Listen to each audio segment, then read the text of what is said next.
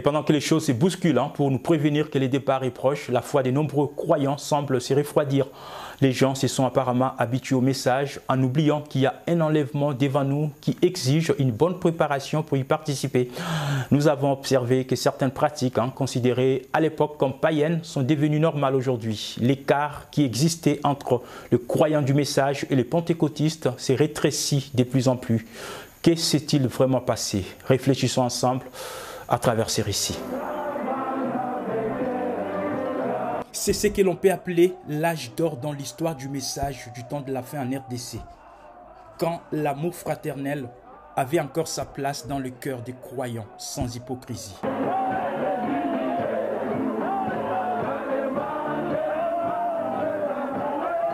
À l'époque, on n'avait pas besoin de beaux édifices pour voir Dieu descendre parmi son peuple, mais juste dans le petit hangar où les gens étaient parfois assis par terre, Dieu était présent. L'objectif principal de ses frères et sœurs était l'enlèvement. Ils l'attendaient comme si cela allait arriver dans les prochaines heures. Ici, tous les pasteurs du message acceptaient encore de s'appeler frères, sans faire allusion à leur titre de pasteur ou de révérend. C'est à cette époque que les poètes Lifoko du ciel et Émile Kazi ont chanté « Seigneur, ne me donne pas beaucoup de richesses de ce monde, mais donne-moi juste ce qu'il me faut. » Des choses dans ma vie, oh Seigneur mon Dieu, ne me les prive pas, toi ma vie, oh, ne me donne pas beaucoup, sinon dans ma richesse. Cette chanson peut-elle encore être chantée dans cette même version aujourd'hui? À l'époque, la plupart des croyants étaient moins riches, mais ils vivaient dans l'amour et l'unité. Mais aujourd'hui, avec toutes les bénédictions matérielles, nous trouvons plutôt la division et la haine entre frères et sœurs.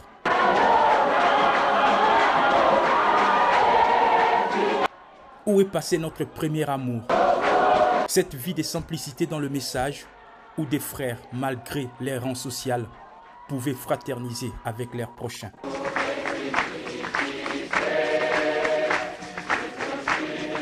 Si à cette époque, l'avènement du Seigneur était la chose importante qui préoccupait les croyants du message, à ces jours, on semble s'éloigner peu à peu de cet objectif majeur.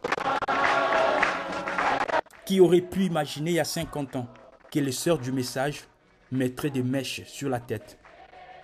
Qui aurait cru qu'en ces jours, on aurait des croyants du message dans la politique? Qui aurait pu imaginer à l'époque que nous aurions autant de divisions dans le message? Hier, sous les hangars, l'objectif des fidèles et des pasteurs était le ciel. Mais aujourd'hui, dans les grandes églises bien construites, l'objectif est devenu l'argent et les biens matériels. Où allons-nous? Après avoir commencé par l'esprit, allons-nous maintenant finir par la chair?